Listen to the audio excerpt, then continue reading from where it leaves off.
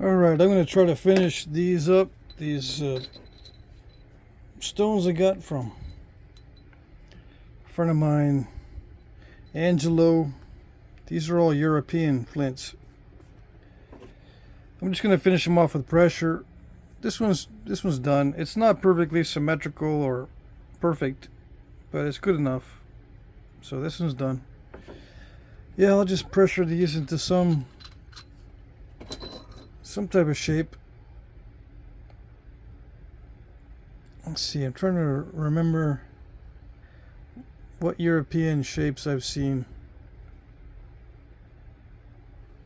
I'll remember as I go. I didn't do any research for this. I'm just going to go by memory. Alright.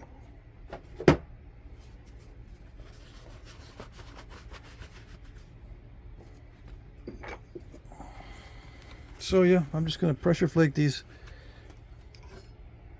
I put a new nail in my pressure flaker, so it should be working pretty good.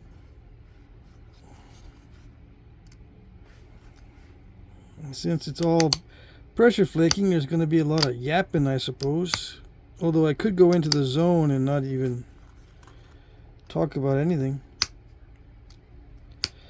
That's always the easiest option. Did I grind this edge first? Apparently I did not, because I'm getting a lot of premature crunching. Let's see.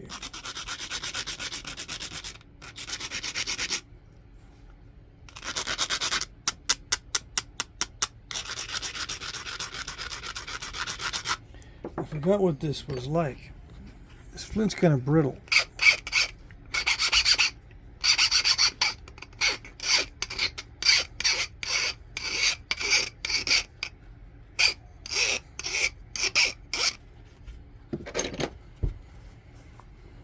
Let's see. Oh yeah. It's brittle, but it's not too bad.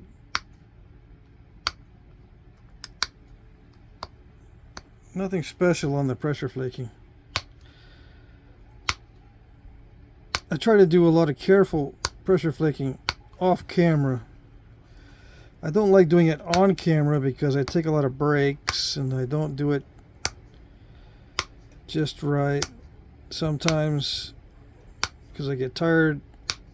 So I've got to, I make little mistakes on the edge and then it takes me forever to do the damage control, and I don't want to get that on video because I'll mess up the damage control.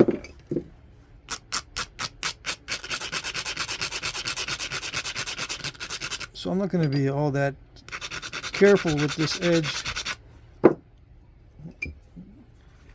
Just good enough. If I try to be really, really careful, I tend to do a lot of damage control. It takes forever. Yeah. What did I do there? I have to remove that little stack in there somehow.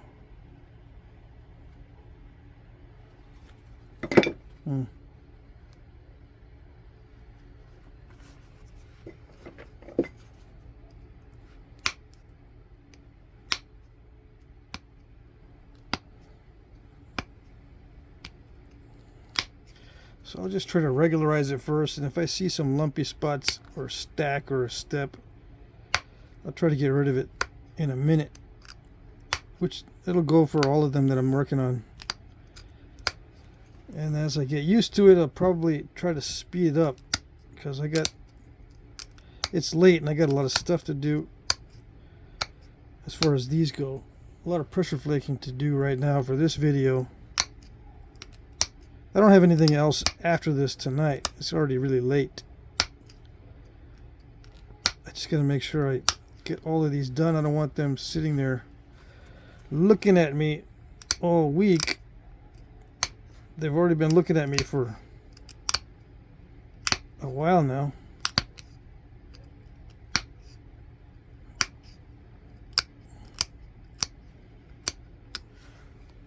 Yeah, this is going to be just expedient. I should grind every time I do a pass, I should isolate little areas. I should also extra grind certain areas that require extra pressure and all that persnickety stuff, but that's the kind of stuff that makes it not enjoyable for me. It makes it more enjoyable for the viewers, but for me, all that extra nitpicky stuff makes it so I don't want to do it. Yeah. I've put this off for too long because I don't want to be really careful with it.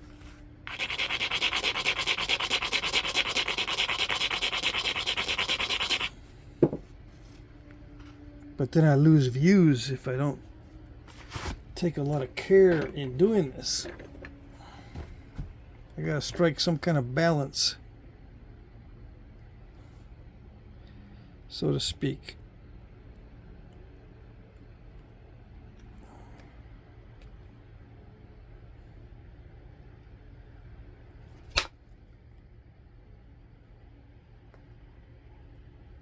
Well, I got part of that little stack. It gives me a possibility right there, but these are two different consistencies of stone. So just because it flaked like that there doesn't mean it'll flake like that down here. I got a feeling I got to grind it a lot more down here, strike it a lot harder. Yeah, that was a lot more grinding and a lot harder strike, but it was just a bitty flake, a little bitty flake.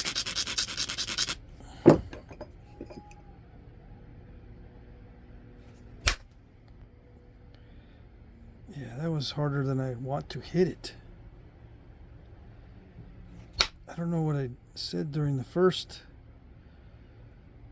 video in this series. Did I hit it harder than I wanted it to? I think I did during that video. Yeah, this hitting it this hard will break flint usually. Oh well. Just gotta go with it. Gotta rely on luck a little bit.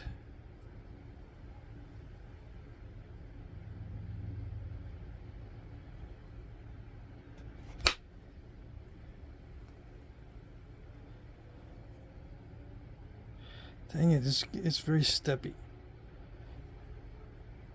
Okay, come on. It's a highly concentrated force. The tip is well shaped. I guess it's got to be perfect.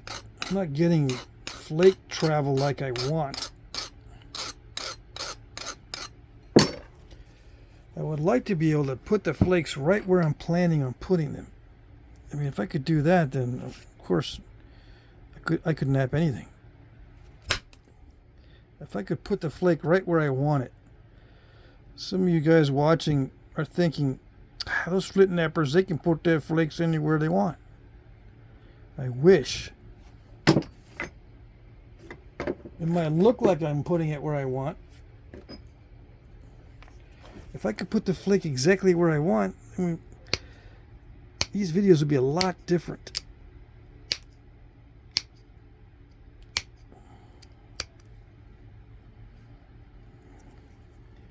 When I do damage control, a lot of it is just living with something that's kind of good, you know. I just make doo-doo with what I get. It's not that I'm putting the flake where I want. It's like, well, I guess that flake's good enough. Yeah. Sometimes I get lucky and it goes where I want. But usually it's like, yep, that flake's good enough, I suppose. After thousands of hits and strikes, I can kind of see where it's going to go, but I can never predict it exactly right. And if I set it up to try to go exactly where I want it to go, it never does. Why? Because it never does anyway. Never goes exactly where I want, ever. Even when I get lucky, it's just very close. It's not exact.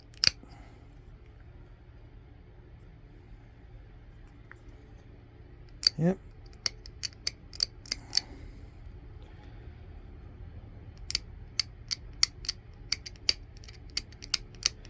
The only time I can get close to exactly where I want is when they're really, really short flakes. Those are not difficult. Those pretty much I can get exactly what I want as long as it doesn't crush. Those little bitty short flakes. But with long ones, the longer they are, the less predictable they are.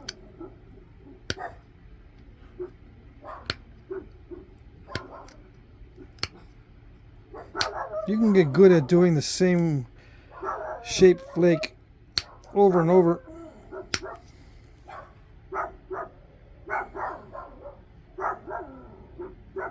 I'll wait till the dogs quiet down before I start talking again.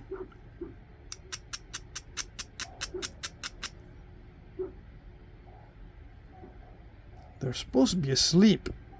It's really, really late.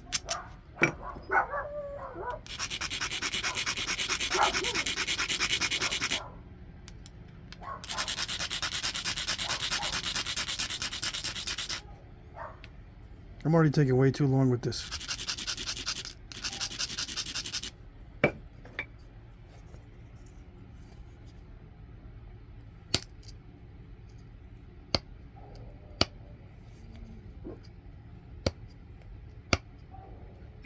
Come on.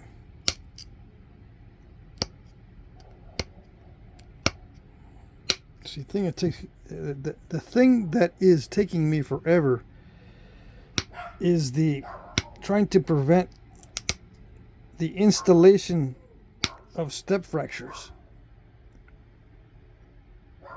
If I'm careless, the step fractures rear their ugly heads.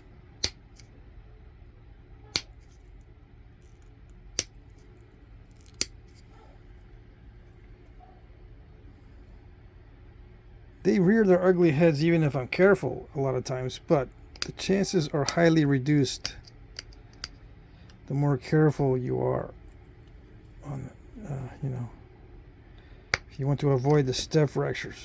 But it comes a point where it starts taking forever. Okay,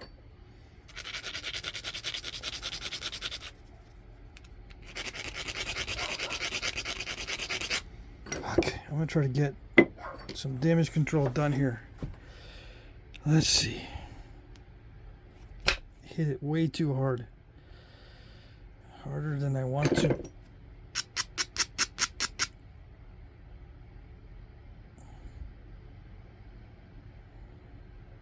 Okay, I remember one of the European looking points.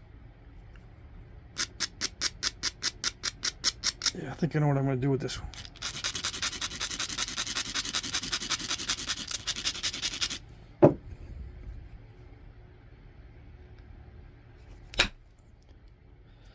Did it do it? I'm trying to smooth out the surface.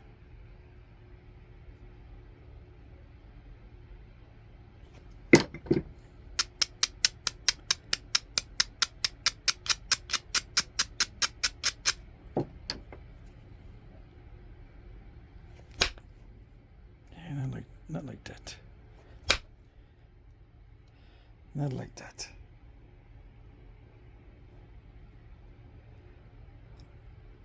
This stuff is highly crunchy. Highly crunchy.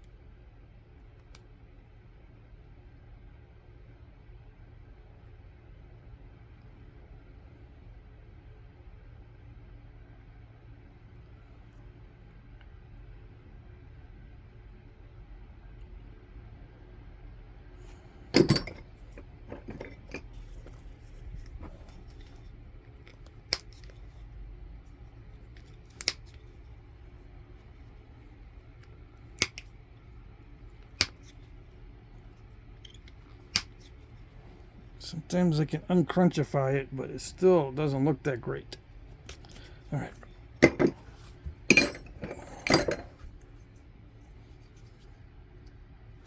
It didn't grind it.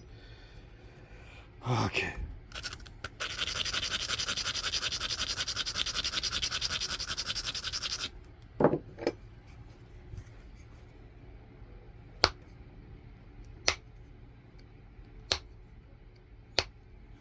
What is up with that edge? It's supposed to blast through that.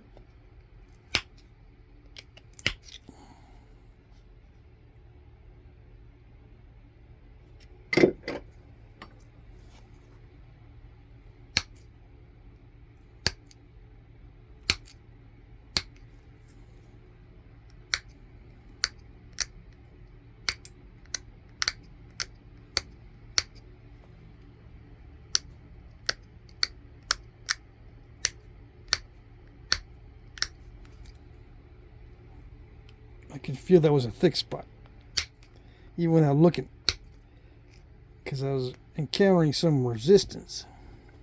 Yep. Alright, well, this one will be the warm-up for the other ones, because this is taking way too long.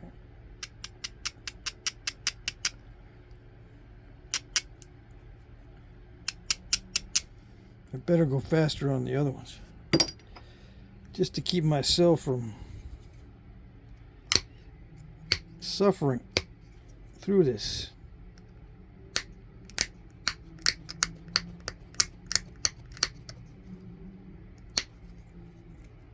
Now, don't get me wrong, I like flint knapping, I just don't like certain ways of doing it.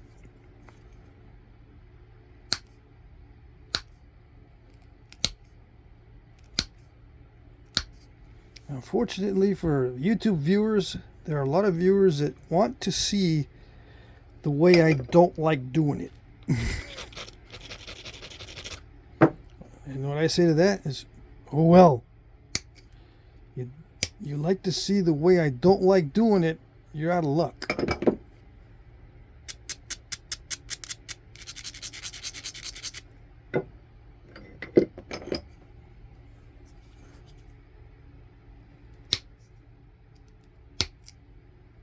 Yep. One of the worst pieces of advice I ever got was from a very successful uncle of mine. He says, you got to learn to do what you don't like doing. Learn to do what you don't like doing.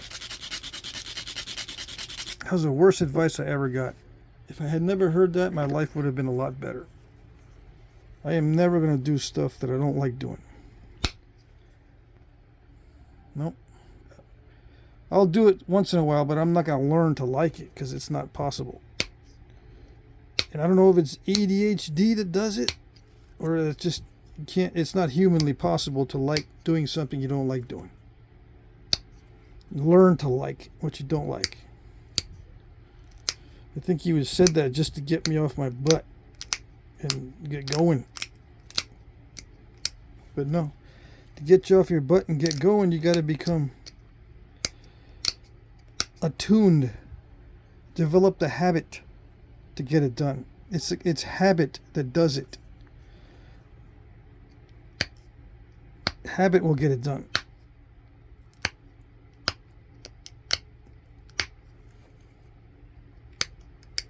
You'll feel compelled when you're not thinking about it. You just feel compelled to do it because it's a habit. That's the best way to get it done. If you don't like doing it, but you got it down to a habit, you can be kind of thinking about something else or doing something else while you're doing that thing that you formed a habit doing. But that's the only way. You don't really learn to like it. It's just a habit. A lot of times habits, you don't like doing them. So you can kind of see where that is kind of a hack on the brain.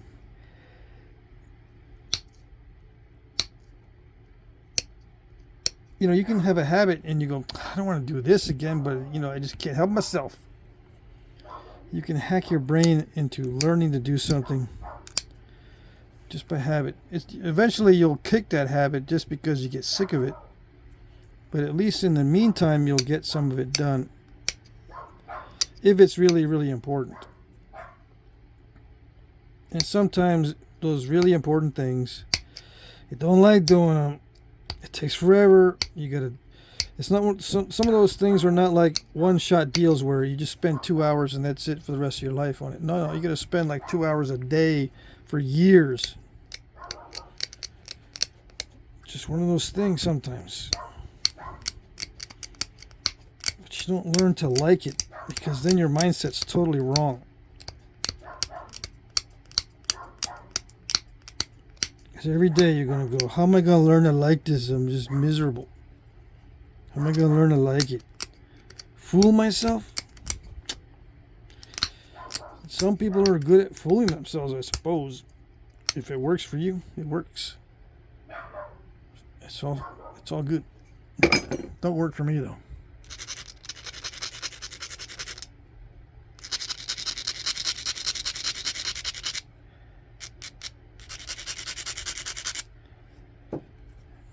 Yeah. All right, we're gonna take some risks. And there might be other ways that I can do this, but I'm not going to do them. I'm just going to take a risk. Did it do it? Yeah, almost.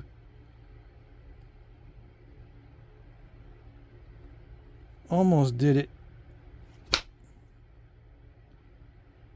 I should have probably caused a deeper concavity within that. Yeah. Get closer to the obstacle. If you get closer to the obstacle, it gets better. But sometimes you get too close and you don't have any room to work with. If you mess up, that's it. You only get one shot.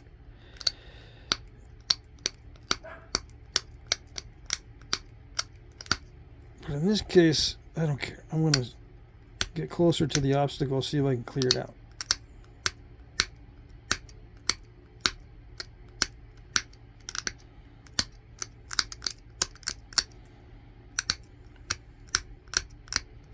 See, this concavity is not supposed to be that deep. Or it's not supposed to be deep. This deep, yes, but it's not supposed to be really deep, I don't think. But I go on my memory.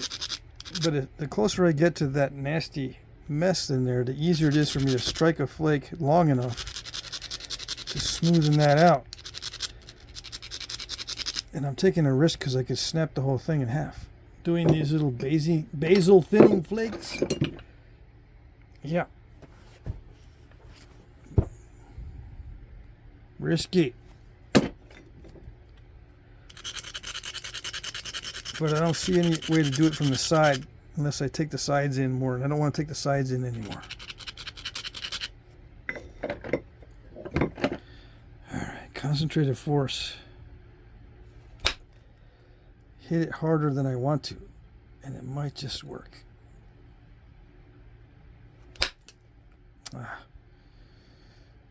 Blew off one of the ears. Doesn't seem like it would have done it. I don't know how it manages to do it, because the flake didn't fan out near that.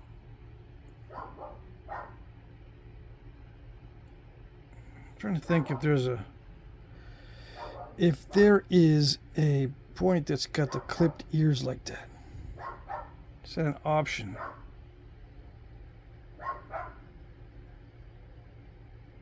I don't remember.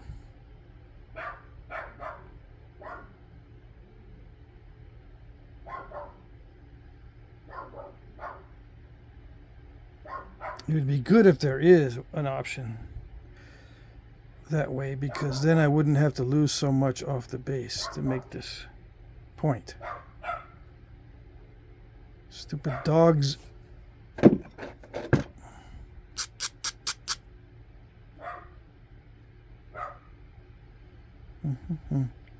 Could take a break, shut off the camera, and do some research. But I'm not gonna. Nope.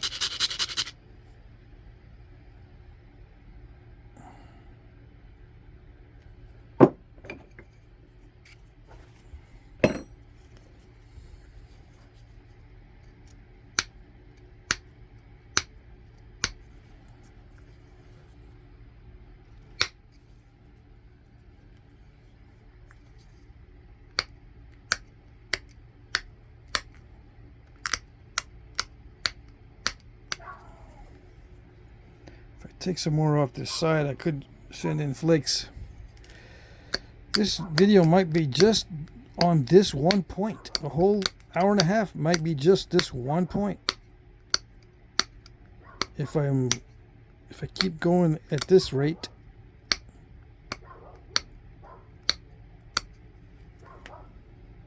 I think there is a clipped ear version of this type, so that's what I'm going to go for. Even if there isn't, I'm going to do it that way. Yeah, that way I don't have to lose so much off the base.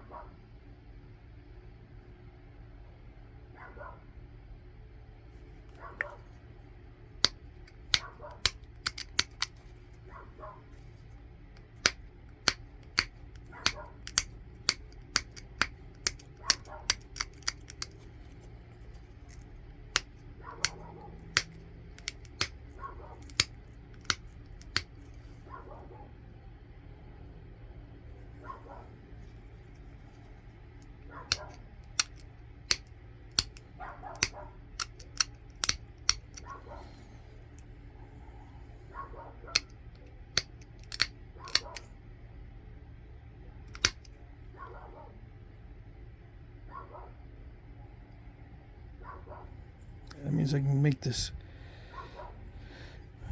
concavity in here a little bit deeper. Yep. Just hold on. I gotta do a pass this way first and then the other way.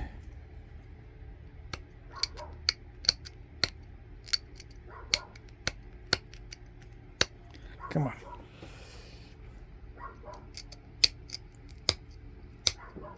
It's hard to get those flakes to travel but not spread out so much that they take out the ears. I don't want to take out the ears again. You can take them out just with pressure flaking. I keep poking myself with this tip. I shouldn't have sharpened it so sharp.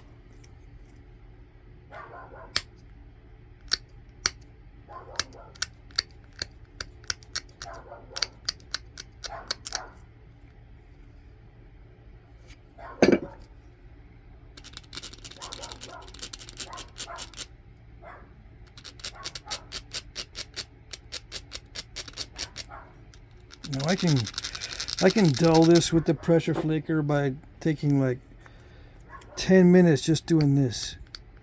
I can dull it just doing this. That's probably the best way to do it because then it produces a very clean edge instead of trying to with the abrader. Alright. I can't even get anything to travel. It doesn't want to. It does not want to travel at all.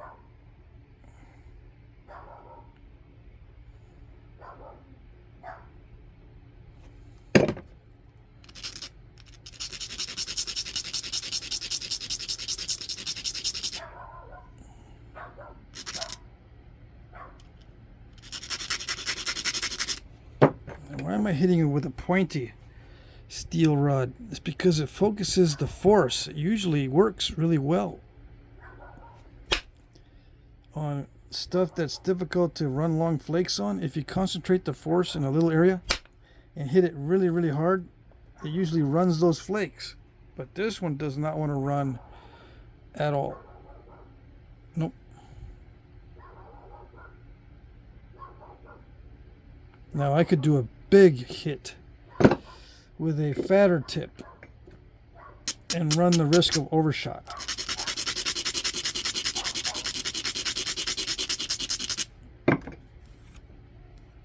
Yeah. That's the only way I'm going to be able to make any impression on this one. Probably. Who knows?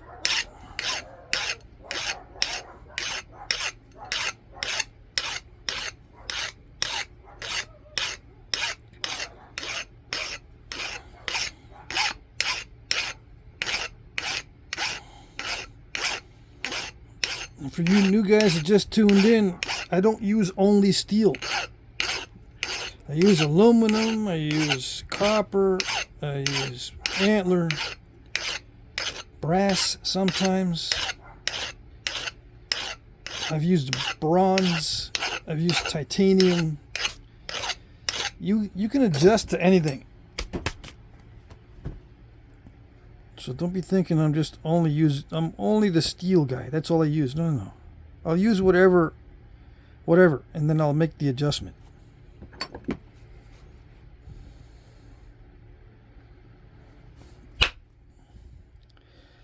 I can't even beat this into submission with a larger tool. That was a huge strike.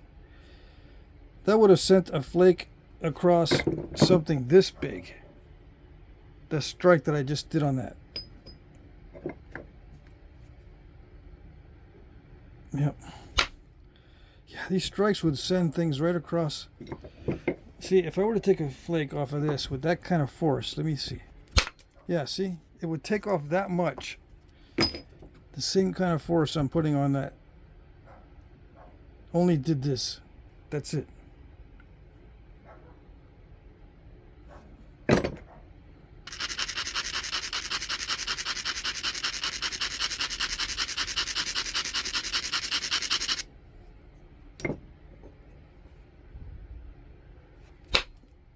Yeah. I'm not holding back at all. And they're not traveling. Would it work better with copper? This stone would eat the copper tool. I would have to be redressing that copper with each hit.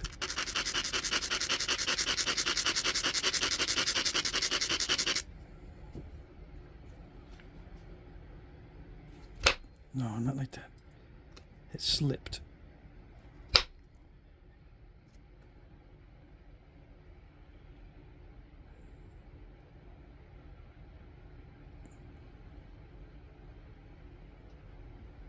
How do you do this with antler? You pretty much cry the whole time. To do this with antler, you're just crying the whole time because you're not going to be able to do it. It'll be really, really thick. It's kind of thick right now, but with antler, it's even thicker. Why? Because the antler breaks before the stone breaks if you're doing this much force. It's possible if you can find something hard enough. You know, there's stuff out there we've not even experimented with. They might have used some bone from some certain animal or part of the animal that's extremely dense, and you can, yeah, even if you break your tool each time, it's dense enough to make an impact on this stuff, then it makes an impact.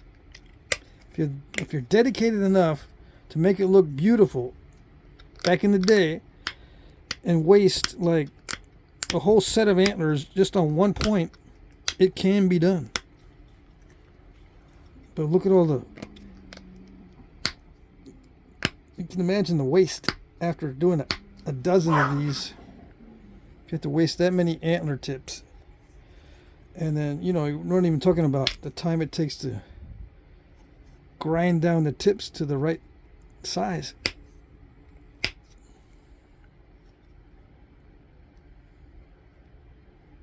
You're just crying the whole time. Yeah, basically.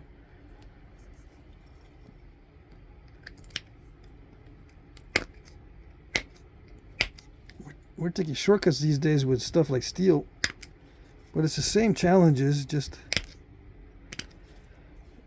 it's just easier with a harder tool. Easier in terms of maintenance, not easier in terms of flaking, because it's still a pain in the butt to get those flakes to travel. And yes, sometimes antler does work better to get the flakes to travel for some weird reason. It does work better sometimes. But you never know. In my experience, 90% of the time it does not work better. Once in a while it surprises you and go, dang, this antler does work pretty good on this stuff.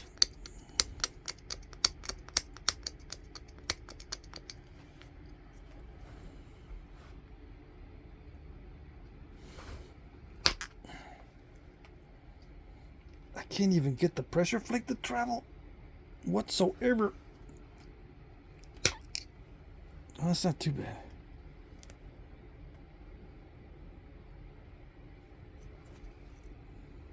I think I can live with it.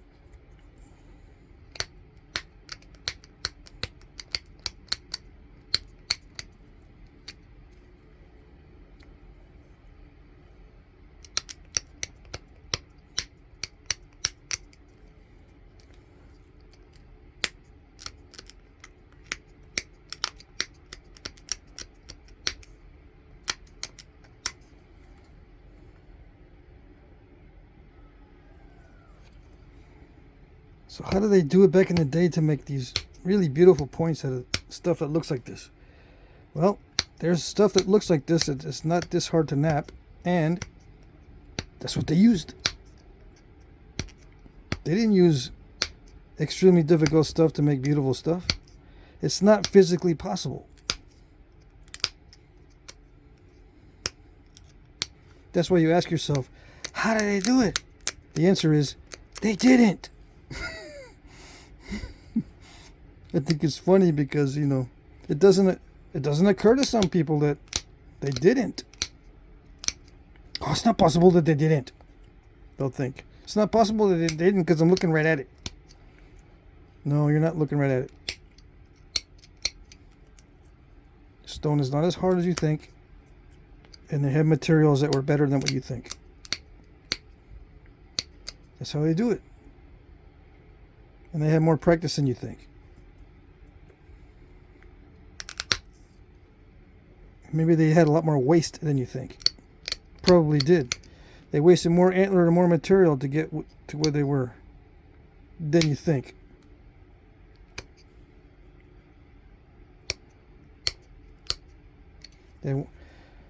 How in the world back in the day when life was so difficult did they spend that much time learning to knap? Just to do something as obscure as figuring out how to thin down that base and to run flakes into the crunchy stuff. Why would they spend all their time learning that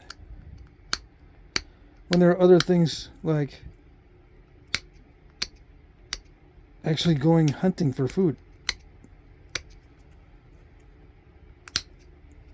gathering firewood for the winter or for any time, training the dogs to sniff out different game, different animals, traveling long distances to recamp for the summer or the winter. All this traveling that they used to do, and they had time to sit down and figure out, how do I make the base thin?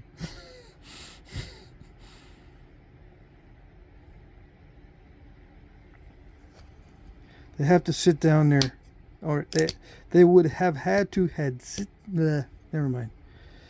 They would have had to sit and do nothing else but flint knap for days, weeks, and months. Yep. What kind of a culture allows that? Someone to just sit there and do their thing for days, weeks, months.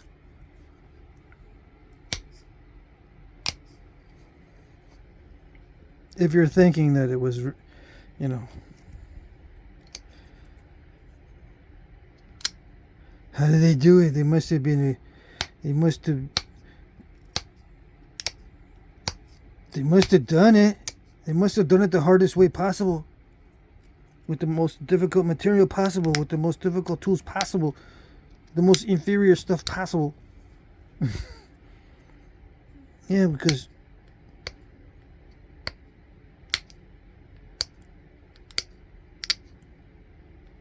how could they sit there for days and days? I don't know. Your guess is as good as mine.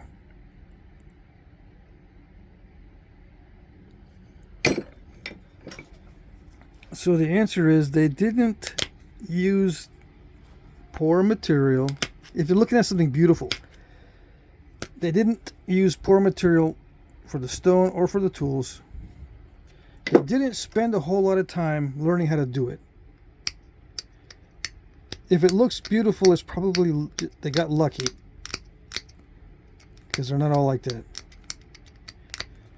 And they waste a lot more than you think. And they just do it out of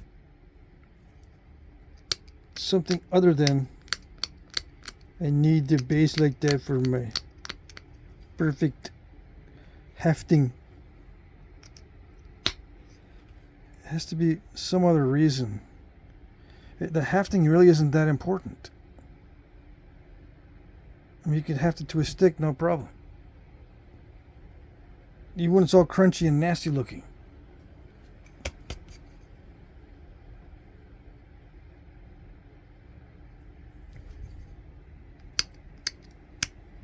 I'm trying to make it look pretty for the video, because a lot of people get upset stomachs if it doesn't look good. This is a totally different environment. The video environment is not like the environment of survival.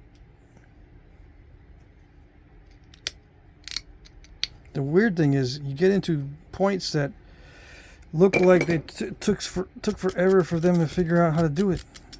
Well, they didn't. It didn't take them forever. They're working with materials that are better, but they also, on the other side, it's not always like that. Sometimes they waste a lot of material, so you don't know.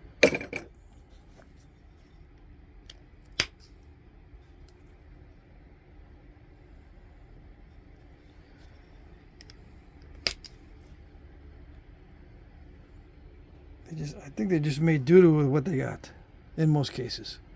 And if it looks beautiful, it's just lucky. Yep.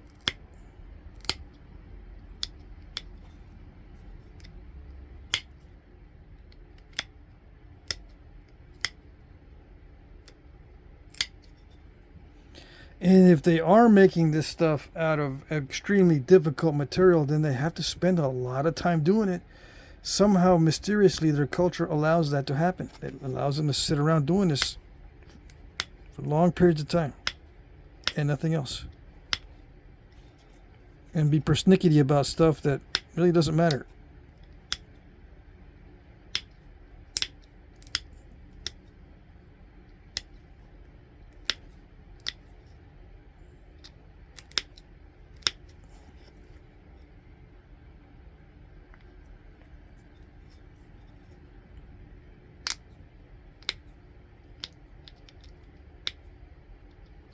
So I'm not sure if there's a version like this in the archaeological record.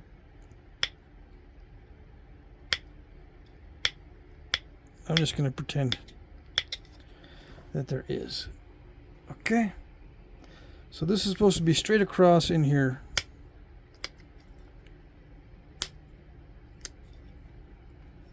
Down the bottom. Yeah, I remember a lot of these. No, I remember some of the European points have that straight bottom in there. But I'm not sure if they have the clipped ears. But, oh well, I'm just going to leave it. And move on. Let's see, do I have enough of a sharp edge? Or did I mess that up?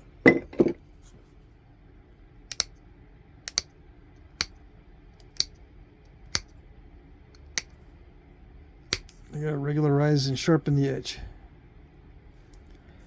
But I can't grind it on the last pass because then I'll have ground down spots. And I'll lose too much width. I'm trying to get rid of the ground down spots.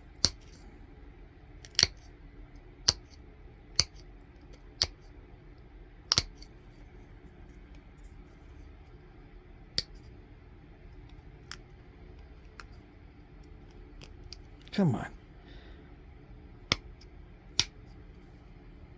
You know you want to be sharpened.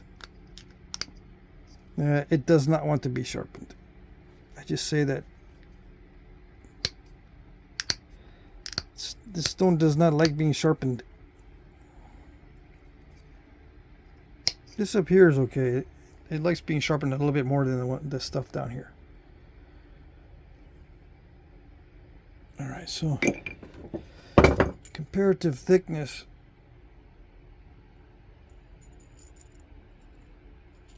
It's a little bit thinner. No, maybe. Yeah, I guess a little bit. I had to hit that extremely hard on the sides. Yeah. And I still didn't get the crackly stuff out of the base there. Oh well. Oops. I threw this down on top of my metal. Did I break the tip off? Probably did. Probably broke the tip off. Let's see. What do we got? Hopefully this will be faster. It's a little bit easier to work with, as if I remember correctly. And no, I didn't grind it. Okay. I think it looks already ground. That's my excuse.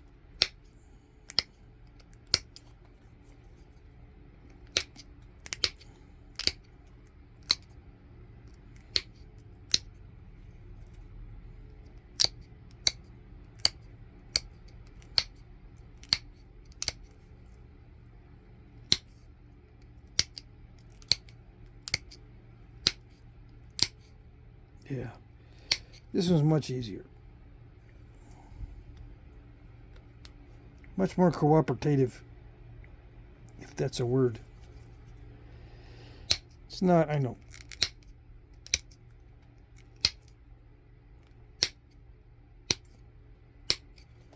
Gosh, I've been doing research for my philosophy channel. I've been going down rabbit holes all week. Dang. It's getting kind of depressing.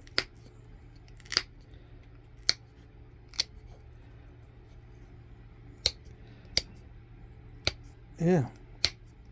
It's depressing seeing what people are exposed to that passes supposedly for knowledge online. Sources online. Supposedly knowledgeable. My goodness.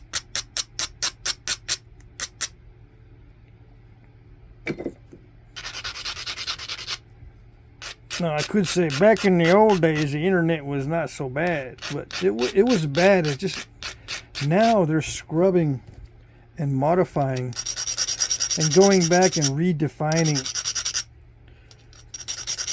and adding different usages to different terms. They're adding different usages to terms so that it messes with the way you think about things.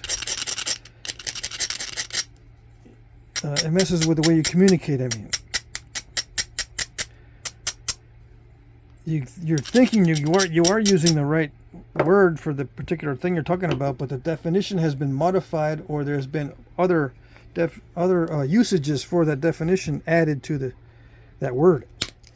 So you're not communicating at the same level, or the same way, or with the same intent.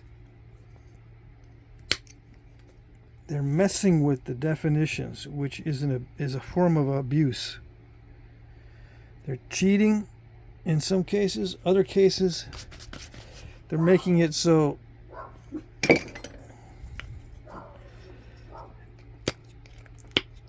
it looks like you're not doing your proper due diligence and looking it up.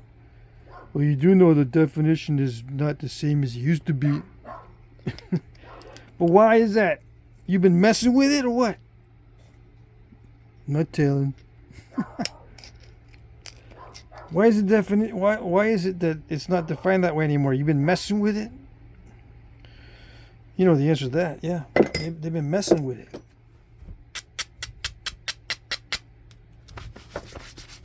I'm not going to go into specifics, but you know what I mean.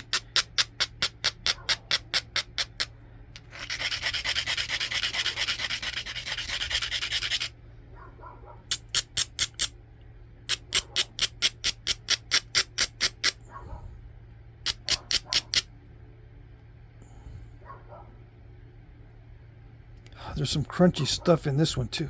Dang it. Alright. Okay, crunchy stuff. Let's see what you got.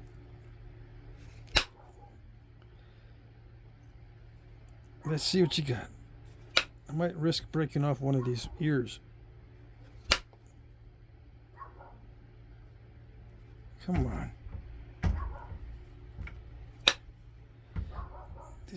These flakes are supposed to fan out, kind of, sort of. That's what your job is. You're supposed to fan out. When you want these flakes to fan out, they don't. And when you don't want them to fan out, they do. Fan out so much they take off an ear. Ooh, I felt that on my finger. Finger a little bit too close. And just as I want to try to explain this, the little dumb dog is breaking his head off again.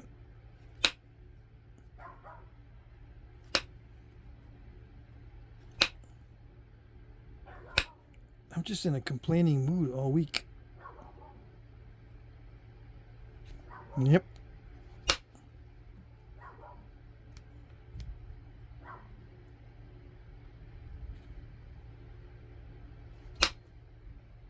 Ooh, this is nice up here.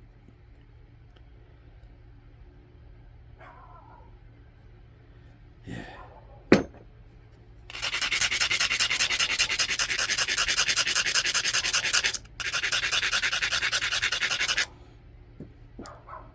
I spent more time grinding this year than probably 5 years previous combined.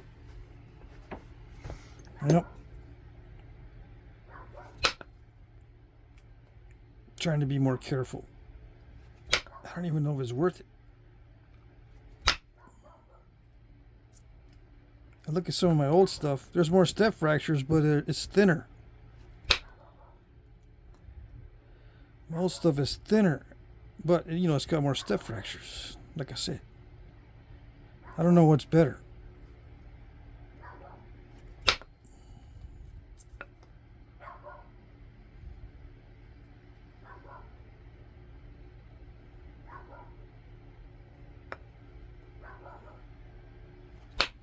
Depends on what your priorities are.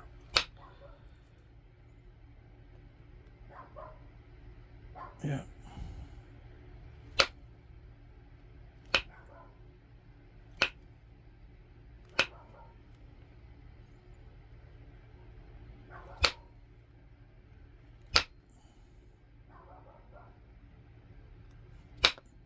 Come on now. Don't make me get out the metal on metal.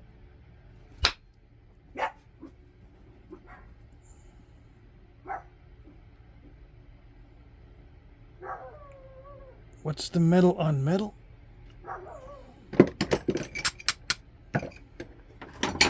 Get out the big bazooka. The metal billet, aluminum metal billet. And I'm not the aluminum billet guy, because I've used wood billets, I've used antler billets, or a mallet. Okay, forget billet. I've been using, this is the mallet. Okay, that's the aluminum mallet. I've used wood mallets, I've used antler mallets, I've used plastic mallets, I've used steel mallets. Everything. So I'm not just the copper mallet guy. I'm not just the aluminum mallet guy. Dang.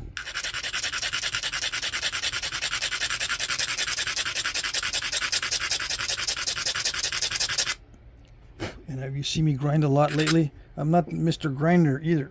I hardly ever do that. Well, I used to not.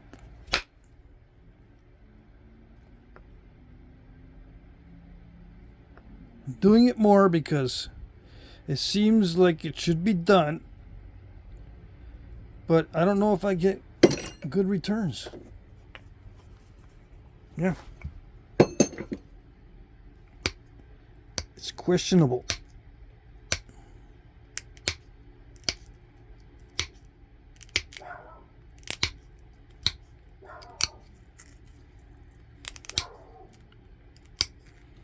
Yeah, some might be thinking, it doesn't matter how much you grind if you're stupid.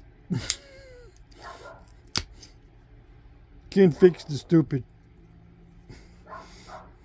Yeah. I know. That's what you're thinking.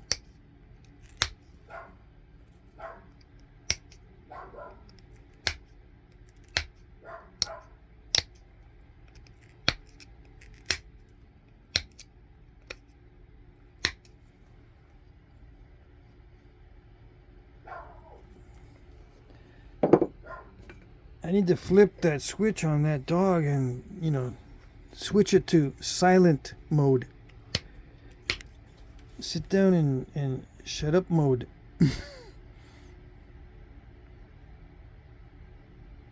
Like his other siblings. All the other dogs, I don't hear them. Just one little goober head. I know which one it is, too.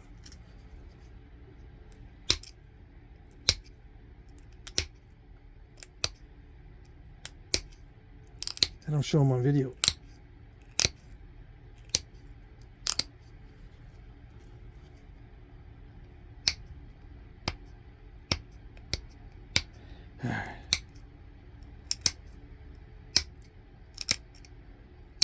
Kevin usually doesn't stay barking. He'll bark if everybody else is barking, but he won't stay as the lone barker. Yeah, or the Lone Ranger. There's two that are Lone Ranger, Lone Barker types I got. The others are pretty chill.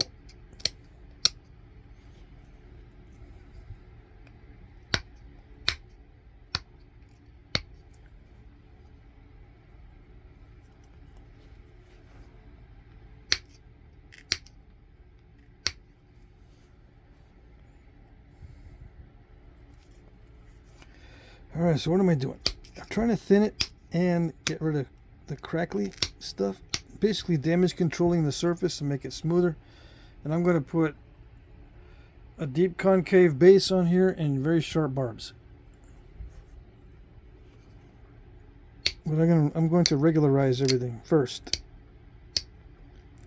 And I smoothed out the surface a little bit.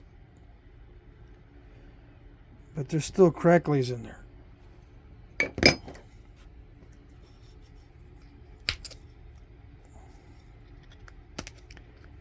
I can push off on the face of some of those step fractures with the spatula tool, in case you're wondering. Just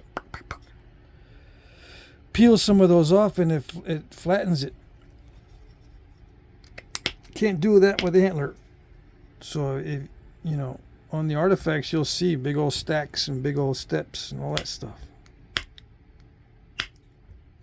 And I just use whatever tool's available.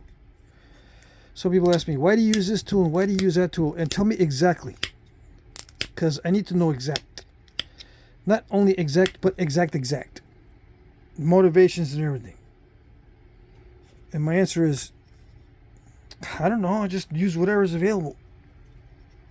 It's nothing, you know, there's no special magic in all this stuff. I can do it with this. I can do that with this. The reason why I didn't do it with this one is because I didn't want to switch it out. Now I'll tell you if I need a special tool for something. Like I'll say, I'm using the spatula tool for this and that if I feel like it's something unusual that I need to mention. But even if it's something unusual that I mention, it's not like I'm being exact. Because this is not really an exact science. It can be. But like I said earlier, I'm not going to be napping like you like me to nap. And just because I know what you like doesn't mean I'm going to do it that way. Nope. I do it. I'll make the adjustment a little bit. Okay. I'll adjust a little bit the way you like to see it. But it's not going to be my whole motivation for doing the videos. No.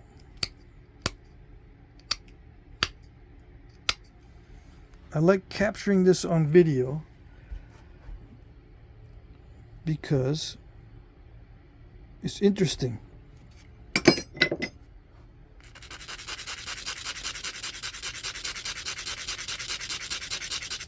This is interesting. The way people want to see it, that's not interesting. It's maybe a little bit interesting because it gives you insight into how the human brain works. But I like doing this in an interesting way. that's not necessarily the way that people like it to be done.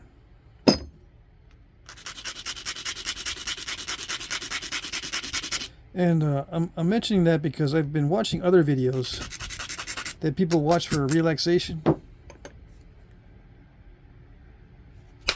I've been looking around at other relaxation videos and stuff. Especially the ones I like are restoration videos. They're relaxing to watch. I was watching this one about this guy restoring an old Singer sewing machine. I don't know what year it's from, but that thing had so many parts in it. My goodness. I didn't realize how many parts in the old Singer sewing machine. And some of them look like they could be simplified quite a bit.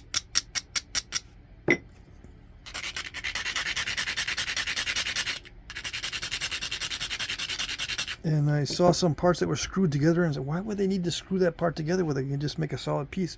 Instead of two pieces screwed together, they can just make it a solid piece. And things like that.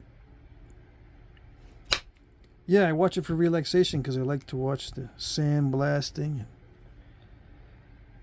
and the buffing and polishing, the drill and tap, the constructing new screws from scratch, all that kind of good stuff.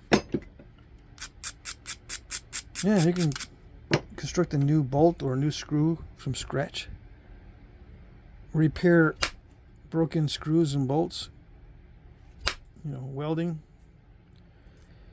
weld these things back together so you can use the original parts, because sometimes these parts are irreplaceable as far as a new part, so you gotta refurbish the old part, blah blah blah. Anyway, those particular types of videos, I think the video creators cater a lot to what people want to see.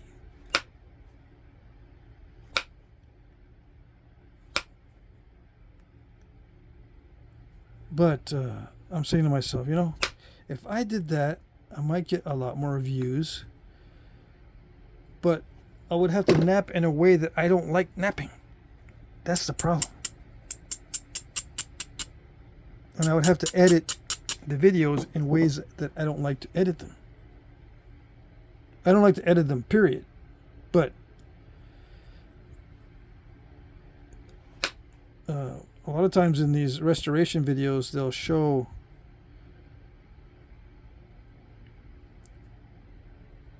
the tool. They'll pause and they'll show what they're using for tool, and they'll cut to another scene. I usually don't show you what I'm using for a tool and that kind of stuff. It breaks the mojo, interrupts my flow. I'm trying to get something damage controlled, and I'm not going to go look and see. Sometimes I do, but most of the time I don't. And if I sharpen it up, I don't show you how sharp it is. You're going to have to guess you're going to have to figure that out. Yep. I'm trying to get this thing damage controlled. It's frustrating enough as it is.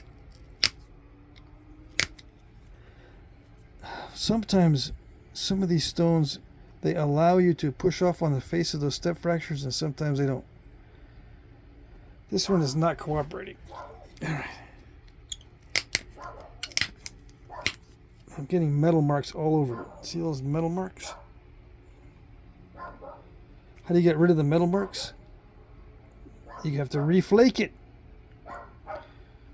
which kind of defeats the purpose of trying to push off the step fractures. It's got to reflake it anyway. See, there's a big old steel metal mark there when I pushed off really, really hard. I did manage to push off on some of those steps.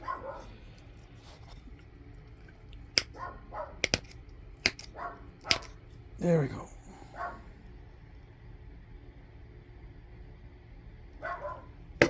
Can you grind those off? For some reason, you cannot. It doesn't seem reasonable, but they don't go away.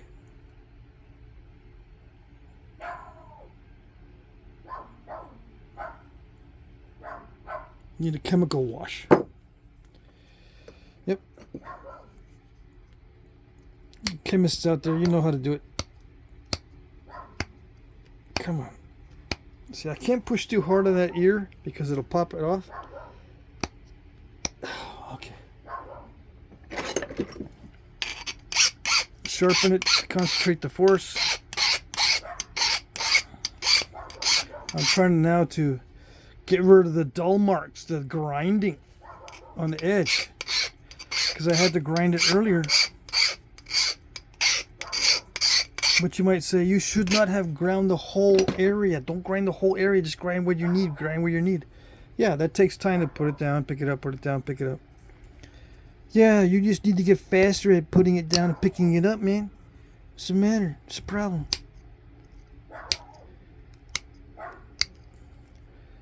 Yeah, just get faster at putting it down, picking it up, putting it down, picking it up. Spend all your time putting it down, picking it up. Even though it's really fast, spend a lot of time doing it. A lot of your effort putting it down, picking it up. A lot of distraction putting it down, picking it up. You can break something there that you've got sitting there just because you're putting it down, picking it up constantly.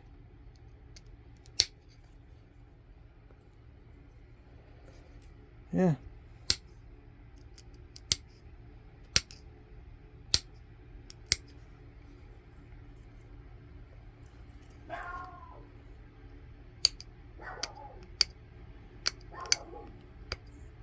That little goober is probably barking at some dog 2 blocks away.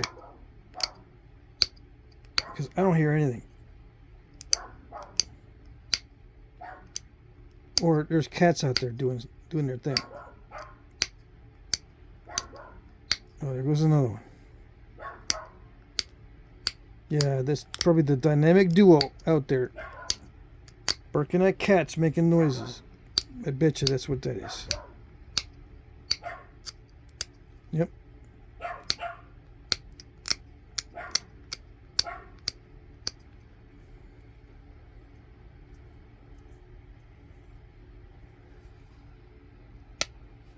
Can you see what I'm doing? No? But anyway, I was watching, I didn't get through the Singer sewing machine video at all. I mean, about a third of the way through, and I had to stop because I'm saying to myself, I'm wasting too much time here. Am I going to be making videos like this? Because I would like to make videos like that, but it would take me a month to make one video. Why a month? Well, there's a lot of editing. And if I don't like a certain scene, I got to do it over again.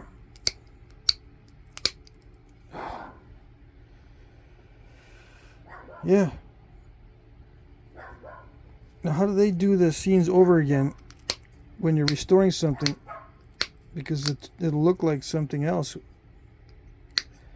You know, you already damaged or manipulated the item you're restoring. If you mess up on the editing, you got to restore it on that particular piece. What do they do? How do they reshoot that stuff if they make a mistake in the shooting? Like, it's totally out of frame. Like they're trying to unscrew something and it's not in frame. They're breaking it out of the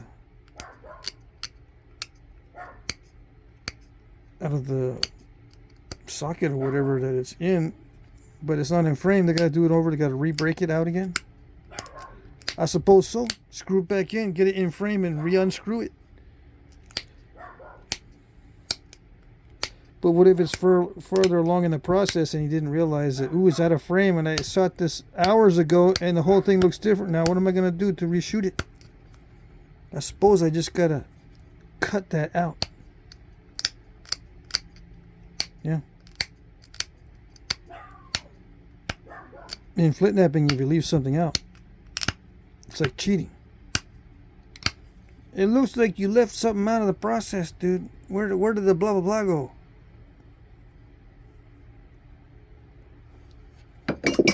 Everything is essential. You got to have a continuous flow of information when you're showing the flint knapping, or it's not really worth it.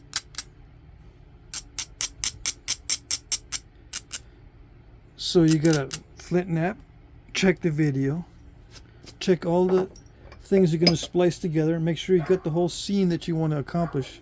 If you want to do a lot of editing, and then get back to flint knapping, you got to keep checking the videos as you go. If you want to be careful, I just wing it. That's my careful.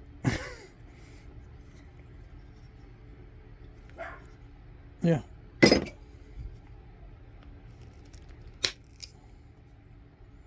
I just wing it. And you see everything. The good, the bad, and the ugly. And yeah, I watched that movie too. I just recently purchased a little rental copy on YouTube, and I watched The Good, Bad, and the Ugly for the first time. The whole thing. Like 2 weeks ago, or a week ago.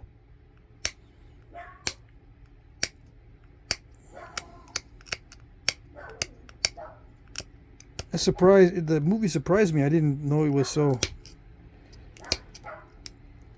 long. I'm sitting there going, dang, it's taking me a long time. It's a over 2 hours movie, right? It's a long movie. Back in the days where they used to have real short movies. It's probably why I never watched the whole thing. It came out in '64 or something like that. I was born in '63. Yeah. I never watched the whole thing. And all through my childhood, they were saying references to that movie. Especially the good, the bad, and the ugly. That phrase. Now you're going to know the good, the bad, and the ugly. Where'd you get that from? Oh, it's a movie. Oh, okay. You seen it? No. Haven't seen it? No. I didn't see it until I was 60. I'm 60 years old. I didn't see the whole thing until I was 60. So there you go.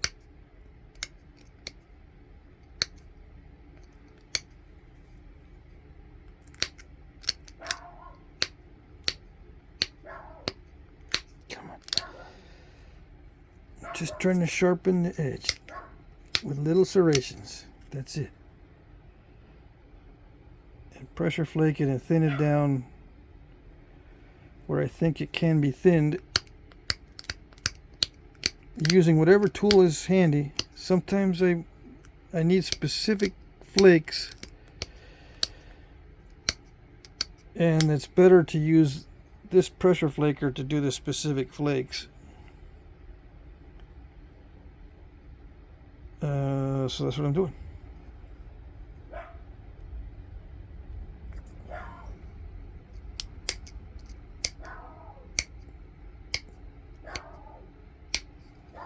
I mean, I could do it with a spatula tool, but then it does not look the same.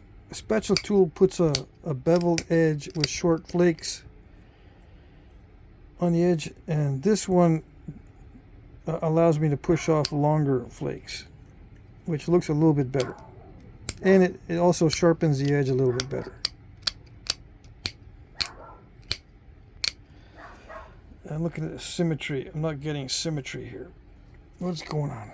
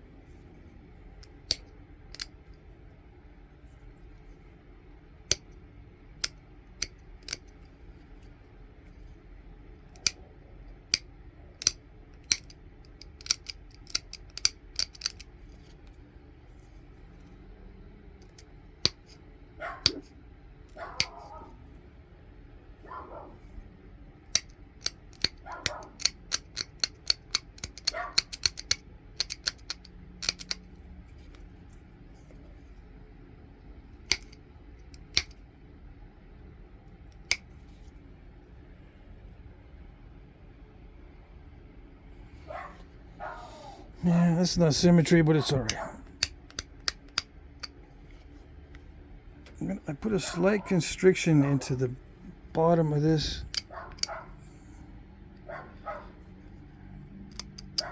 So the barbs flare out a little bit. But I can't get it correctly on both sides. Hold on.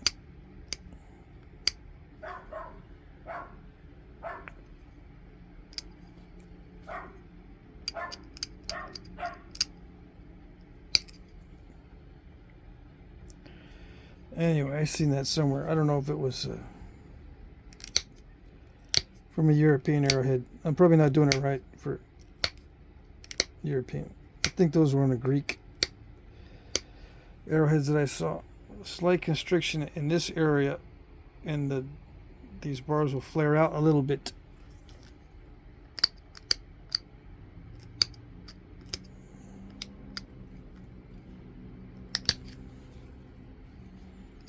Anyway.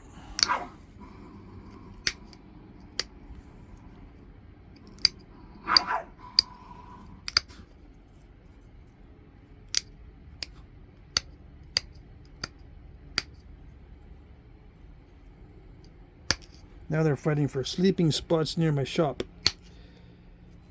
That's what they're doing. They don't like laying down next to each other.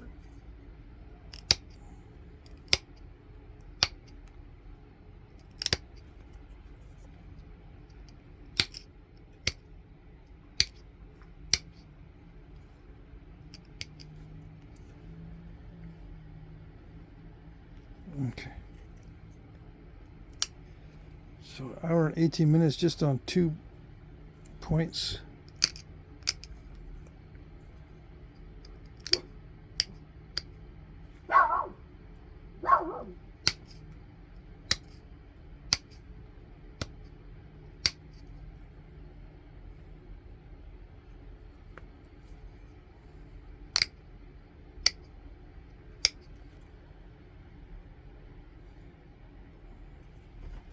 Can you see?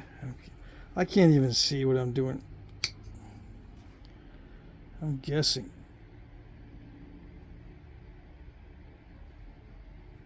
Good enough. See, off camera I can thin down that edge a little better. Right now the edge is kind of thick. If I'm careful and I grind it just right, I can send in some longer flakes and get that edge thinner. Yeah. But it just doesn't work right on video.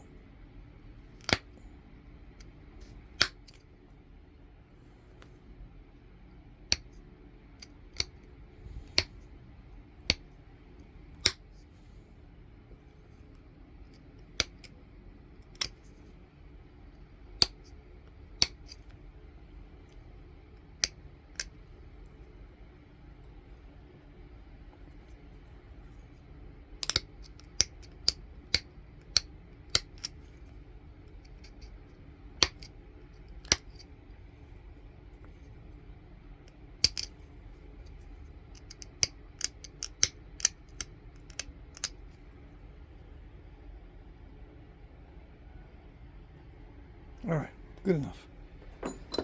Let's hurry up. I gotta hurry up. Okay. Got a rock in my shoe. It's starting to get itchy.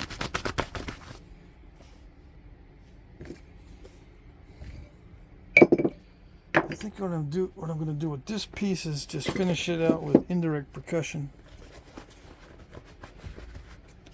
This is hard quartzite. I can probably do it faster to finish out with indirect percussion. Too much glove. These are little points, so the gloves get in the way. Yeah.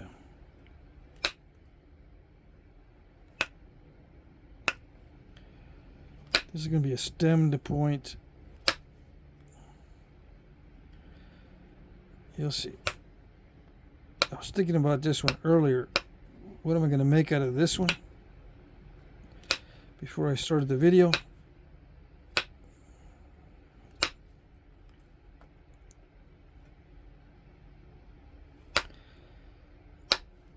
No notches and no concave base. This one's going to be stemmed.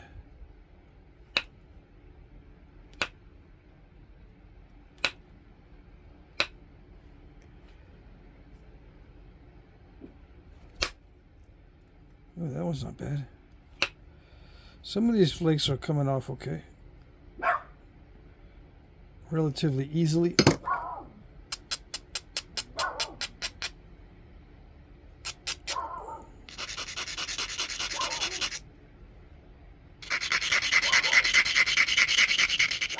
I gotta remove some lumps. Yes.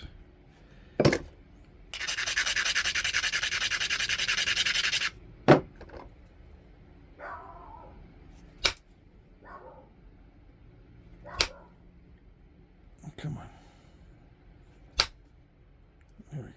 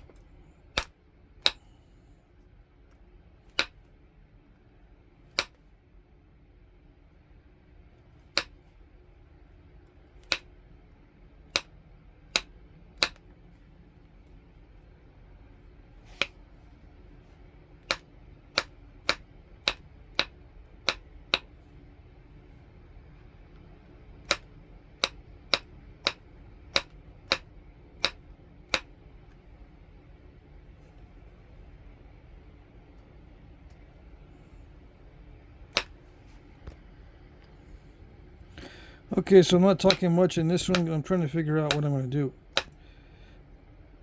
with the overall profile. And I'm thinking about what I was talking about in a little bit earlier. How would they do it? How do they do it with poor materials? Why were they so picky in certain details? And, you know, how do they have the time to worry about even those details that don't matter anything? It doesn't really matter at all when it comes to hafting, yet the hafting areas are so carefully done. I'm thinking about all that stuff, and I don't even know if I was making any sense.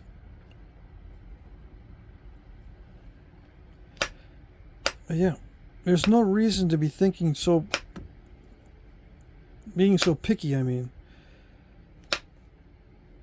Back in the day, there's no reason to be really, really picky. Like a lot of guys, they want to nap and be really, really picky about what they're doing.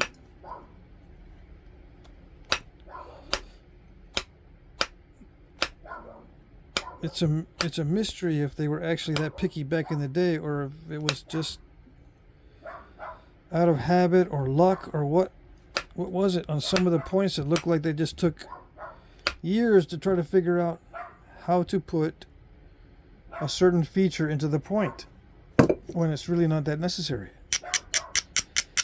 Like notches in a certain shape that are extremely difficult to do, as an example.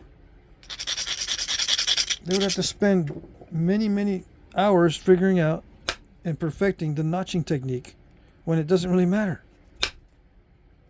One notch is just like another notch.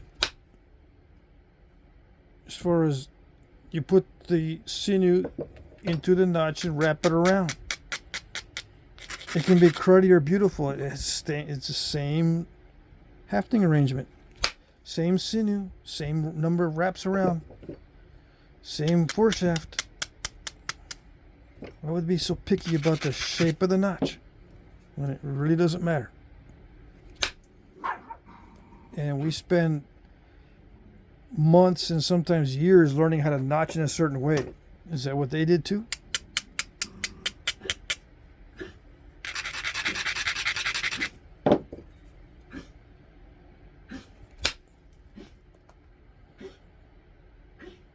I don't know.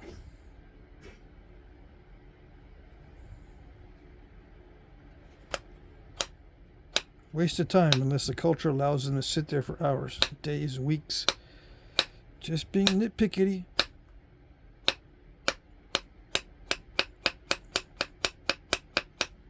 Look over in there, buddy. Hey, does this look right? Should I adjust it a half more millimeter? Is it deep enough? Does it need to be like a millimeter deeper?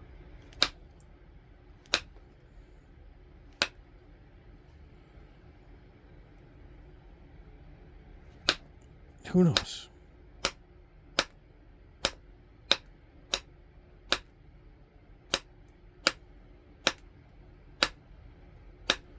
I know guys that sweat over a millimeter deep difference in notches. Oh yeah. These days.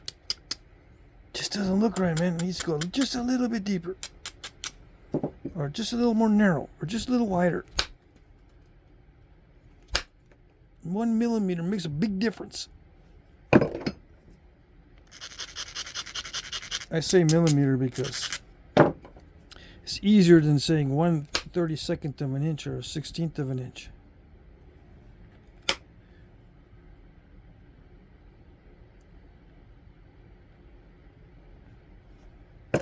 Did they really worry about that? Apparently they did, because we worry about it. It just doesn't look right unless it's a little bit adjusted in the other direction or this direction. Or this amount of thinness or that. Yeah.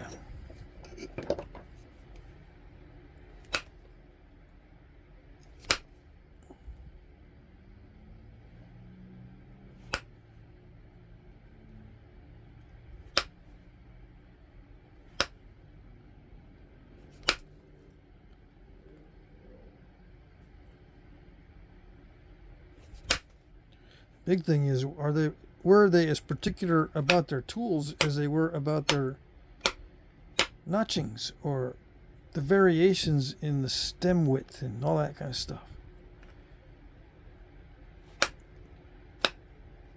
Did they have to get the antler from a dominant male moose on a full moon in winter, or was it summer? Is there special ceremonies involved in collecting the tools? If they were that particular about the points, were they really particular about their tools that they used too? Was there good luck tools and bad luck tools? Was there bad mojo, good mojo? Hey man, you drop your tool in a pile of manure, you can't use it no more.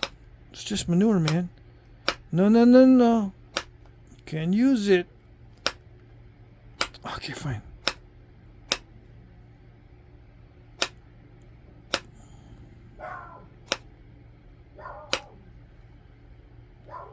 Who knows?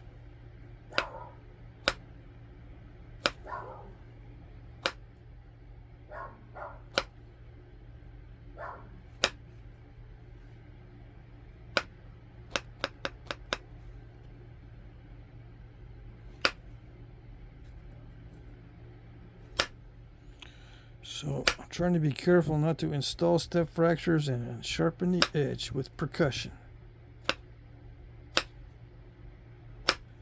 Why? Because I was getting tired already of doing it with pressure. Yep.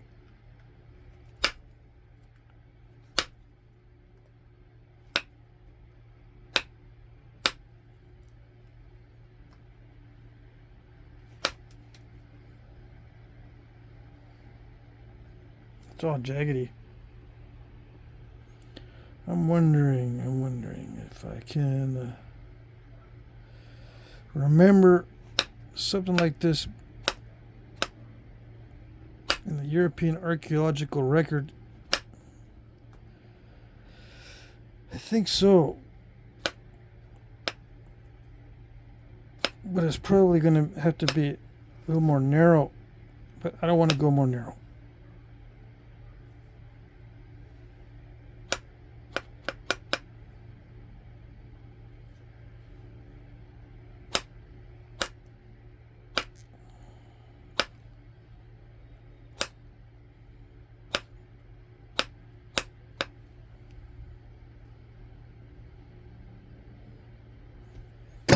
I'm going to use pressure on this stem. Okay. No grinding. Nope. Not necessary.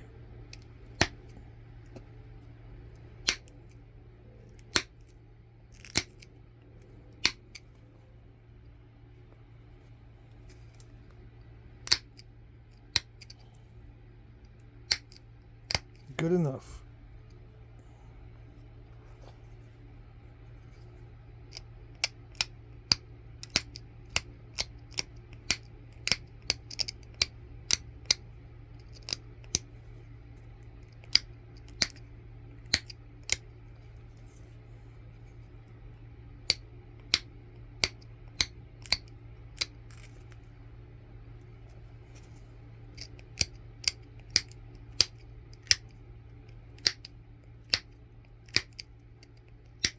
This quartzite is not too bad. I've napped a lot worse. Yeah. So as far as quartzite goes, this is not bad.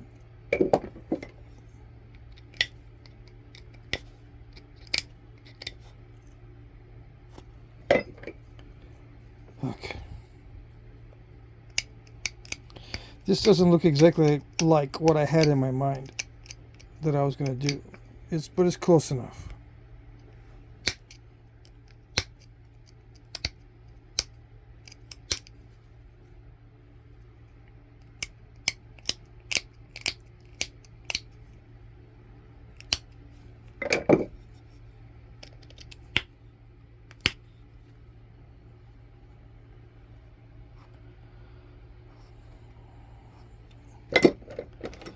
Okay, I gotta make that stem symmetrical from the side view. Make it nice and tapered.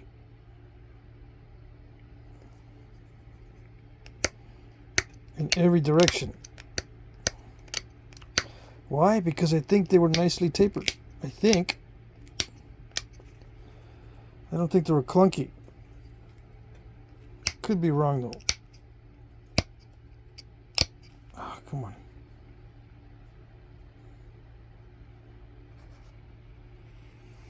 I've seen remember stems a lot longer than this, but I don't want to take down. I mean, I don't want to go further, because then it will remove some of the blade, and remove the barbs. I can move them higher and make the stem longer, but I'm just going to leave it that way. Yeah, leave it this way.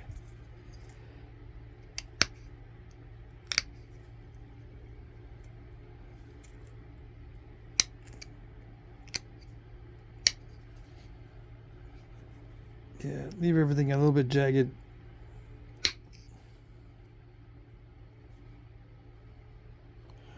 Yeah, good enough. Okay. And last but not least, just put a quick edge on this. No grinding, no nothing.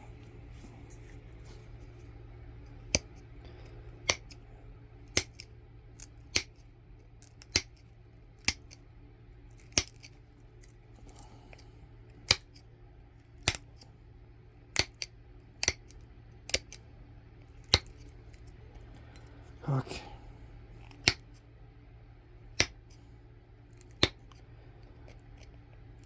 Some of this is already pretty dull, so don't need to grind it. Come on. Don't make me bend the nail.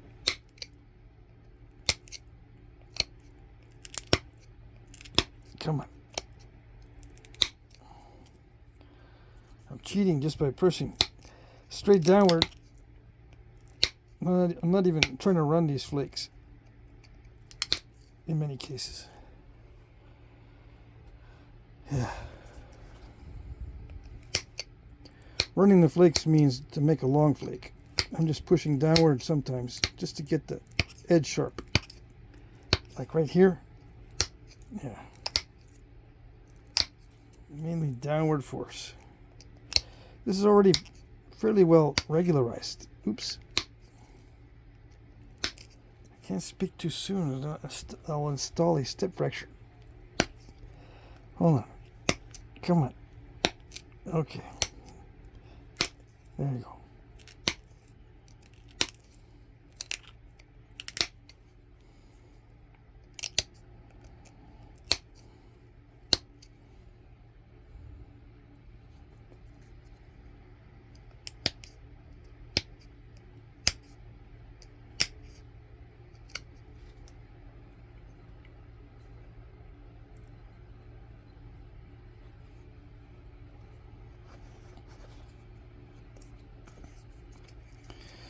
Okay, regularize it, then make a pass on the other side.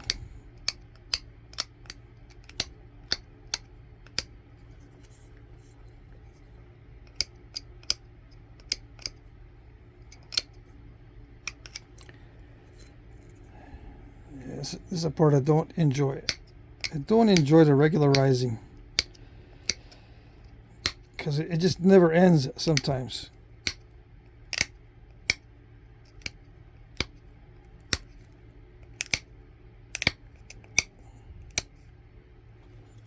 Seems like you can be regularizing it for days and days.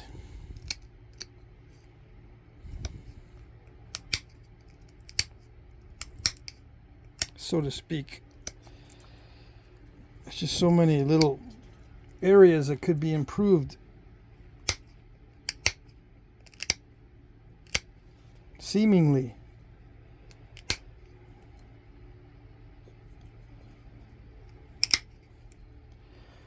Little white powdery areas, little step fractures, little excessive tear outs.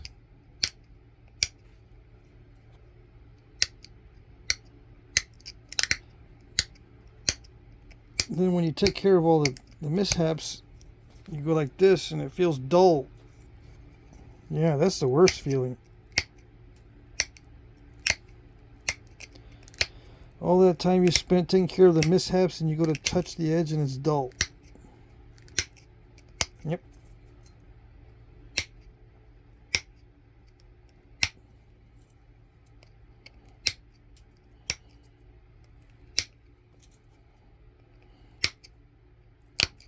So you smarted yourself into being stupid. Yeah. Don't worry, there's a lot of it going around. You're not by yourself. I'm guilty of it too. I've smarted myself into being an idiot.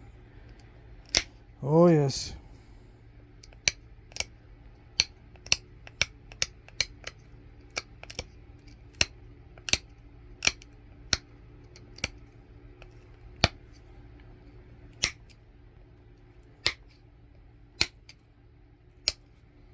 Some of you might be thinking, well, just tell us how to take care of the mishaps, all the bad areas, and sharpen it.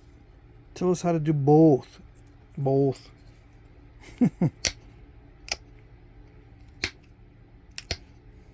Yeah.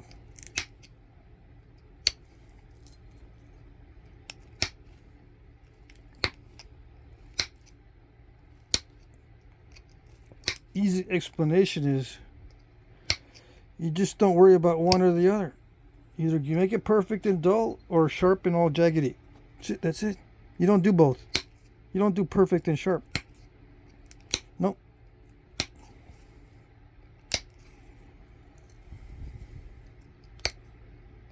Not at the beginner or intermediate level.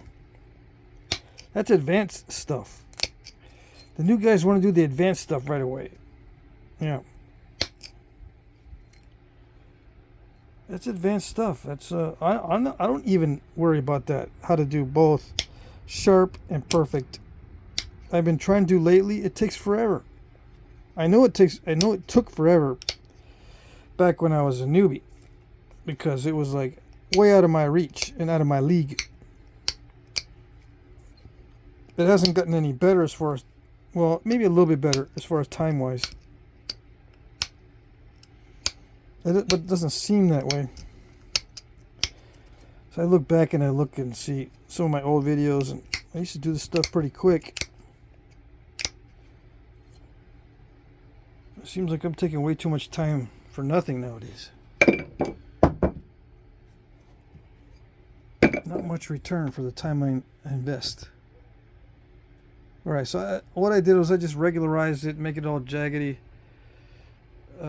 Jaggedy sharp. Okay, jaggedy sharp. So that's it. I gotta go to sleep. Come on. You would think picking it up and putting it down hundreds of times I'd be able to put those tools down in the right spot. Alright.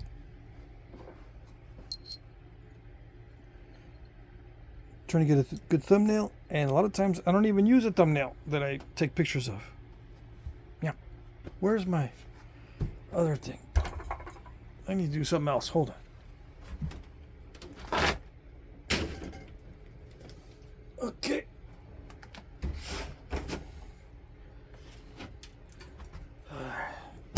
One thing about a small shop, everything gets stacked up on top of, everything gets stacked on top of each other. All right, let's see if I can do this with the towel.